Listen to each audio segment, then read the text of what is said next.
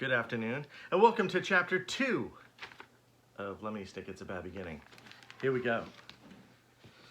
It is useless for me to describe to you how terrible Violet Klaus and even Sunny felt in the time that followed. If you've ever lost someone very important to you, then you already know how it feels. And if you haven't, you can't possibly imagine it. For the Baudelaire children, it was, of course, especially terrible because they had lost both their parents at the same time. And for several days they felt so miserable they could scarcely get out of bed. Klaus found he had a little interest in books. The gears in Violet's inventive brain seemed to stop. And even Sunny, who of course was too young to really understand what was going on, bit things with less enthusiasm. Of course, it didn't make things any easier that they had lost their home, as well as all their possessions. As I'm sure you know, to be in one's room, in one's own bed, can often make a bleak situation a little bit better. But the beds of the Baudelaire orphans had been reduced to charred rubble. Mr. Poe had taken them to the remains of their mansion to see if anything had been unharmed. And it was terrible. Violet's microscope had fused together in the heat of the fire. Klaus's favorite pen had turned to ash, and all of Sunny's teething rings had melted. Here and there, the children could see traces of the enormous home they'd once loved. Fragments of their grand piano, an elegant bottle in which Miss Baudelaire kept brandy, the scorched cushion of the window seat where the mother liked to sit and read, their home destroyed. The Baudelaires had recuperated from a terrible loss in the Poe household, which was not at all agreeable. Mr. Poe was scarcely at home because he was very busy attending to the Baudelaire affairs, and when he was at home, he was often coughing so much he could barely carry on a conversation. Mr. Poe purchased clothing from the orphans that was in grotesque colors, and it itched. And the two Poe children, Edgar and Albert, were loud and obnoxious boys with whom the Baudelaires had to share a very tiny room that smelled some sort of a ghastly flower.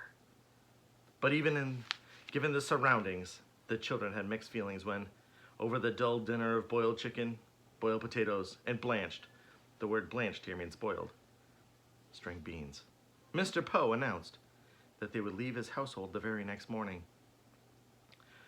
"Good," said Albert, who had a piece of potato stuck right between his teeth. "Now we can get our room back. I'm tired of sharing it."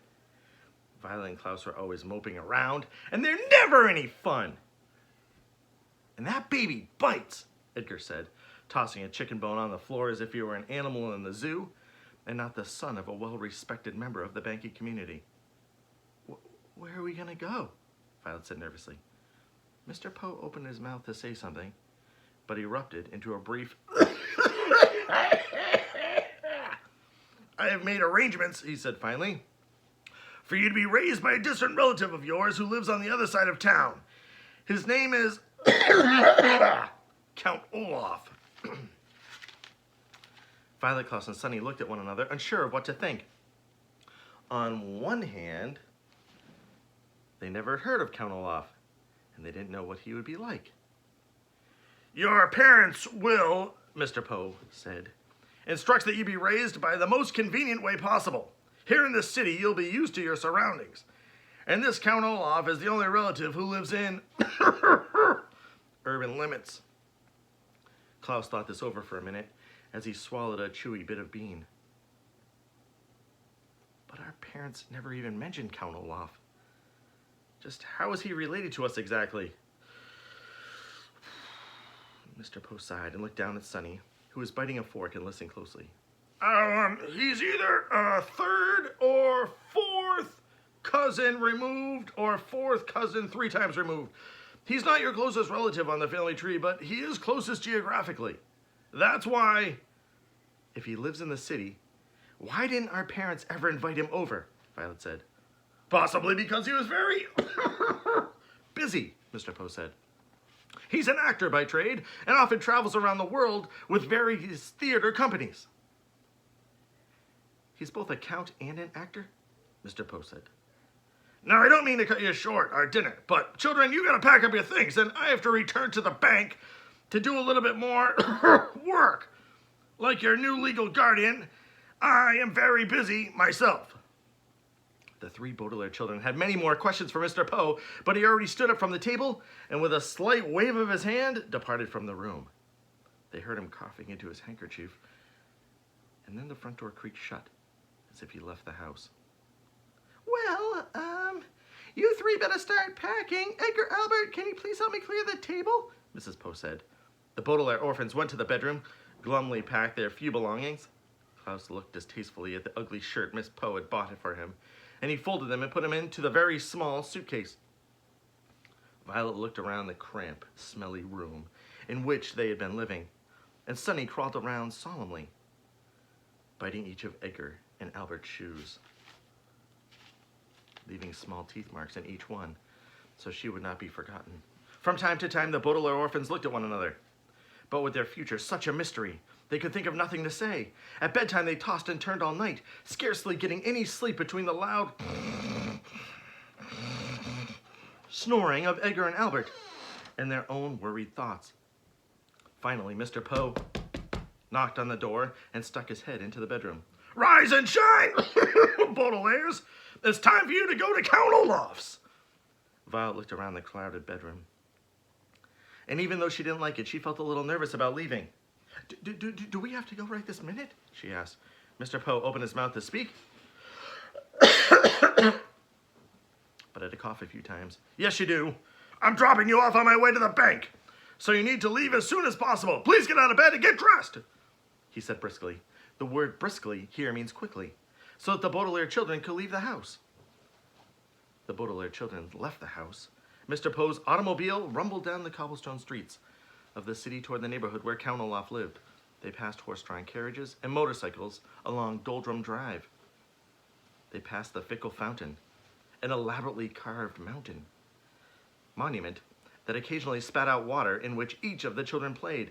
They passed an enormous pile of dirt where the Royal Gardens once stood.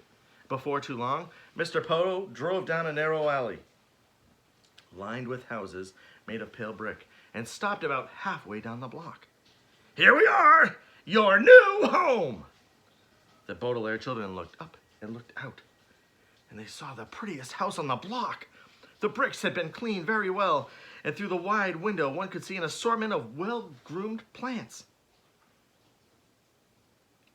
Standing in the doorway with her hand on the shiny brass knob was an older woman, smartly dressed, who was smiling at the children. In one hand, she carried a flower pot. Hello there! You must be the children Count Olaf is adopting! Violet opened the door of the automobile and got out to shake the woman's hand. It felt firm and warm, and for the first time in a long while, Violet felt as if her life and the lives of her siblings might turn out well after all. Yes, I'm Violet Baudelaire. This is my brother Klaus and my sister Sonny. And this is Mr. Poe, who's been arranging things for us since the death of our parents. Oh, I heard about that accident. I am Justice Strauss. That's an unusual first name, Klaus remarked. It's my title, not my first name. I serve as a judge on the High Court. How fascinating. Are you married to Count Olaf? Oh, goodness, no. I don't actually know him. He's my next-door neighbor. The children looked from the well-scrubbed house of Justice Strauss across the street to the dilapidated one next door. The bricks were stained with soot and grime. There were only two small windows, which were closed and the shades even drawn, even though it was a nice day out. Rising above the windows was a tall, dirty tower that tilted slightly to the left. The front door needed to be repainted, and carved in the middle was the image of an eye. The entire building sagged to one side like a crooked tooth. Oh, said Sonny, and everyone knew that she meant, what a terrible place! I don't want to live there at all! Well, it was nice to meet you, Violet said to Justice Strauss. Yes, said Justice Strauss, gesturing to her flower pot. Perhaps one day you could come over and help me with my gardening. That would be so pleasant, Violet said, very sadly. It would, of course, be very pleasant to help Justice Strauss with her gardening, but Violet could not help think that it would be a far more pleasant place to live in Justice Strauss's house instead of Count Olaf. What kind of a man, Violet wondered, would carve the image of an eye in his front door? Mr. Poe tipped his hat to Justice Strauss, who smiled at the children, and she disappeared into her lovely house. Klaus stepped forward and knocked on Count Olaf's door, his knuckles rapping in the middle of the carved eye. There was a pause. And then the door creaked open, and the children saw Count Olaf for the first time. "Hello, hello, hello," Count Olaf said in a wheezy whisper. He was a very tall and very thin man, dressed in a gray suit that had many stains on it. His face was unshaven, and rather than 2 eyebrows like most people have, he had just one. His eyes were very shiny, which made him look both hungry and angry. "Hello, my children. Please step into my new home. Wipe your feet outside so no mud gets indoors." As they stepped into the house, Mr. Poe behind them, the Baudelaire orphans realized what a ridiculous thing Count Olaf had just said to them. The room in which they found themselves was the dirtiest room they'd ever seen. With a little bit of mud from the outdoors wouldn't have made a bit of difference. Even by the dim light of the one bare light bulb that hung up there from the ceiling, the 3 children could see everything in the room was filthy. From the stuffed head of a lion which was nailed to the wall, to the bowl of apple cores which sat on the wooden table. Klaus willed himself not to cry as he looked around. "The room looks like it needs a little work," Mr. Poe said, peering around the room in gloom. "I realize that my humble home isn't as fancy as the Baudelaire mansion, but perhaps with a wee bit of your money, we could fix it up a little nicer." Mr. Poe's eyes widened in surprise, and his cough echoed in the dark room before he spoke. "The Baudelaire fortune," he said firmly, "will not be used for such matter. In fact, it will not be used at all until Violet is of age." Count Olaf turned to Mr. Poe with a glint in his eye, like an angry dog. For a moment, Violet thought he was going to strike Mr. Poe across the face, but then he swallowed. The children could see his adamant apple bottom in his skinny throat. He shrugged his patchy shoulders. "All right, then. It's the same to me. Thank you very much, Mr. Poe, for bringing them here. Children, I will now show you to their room. Goodbye. Goodbye, Violet, Klaus, and Sonny," Mr. Poe said, stepping back from the front door. "I hope you'll be very happy here and continue to see you occasionally. You can always contact me at the bank if you have any questions."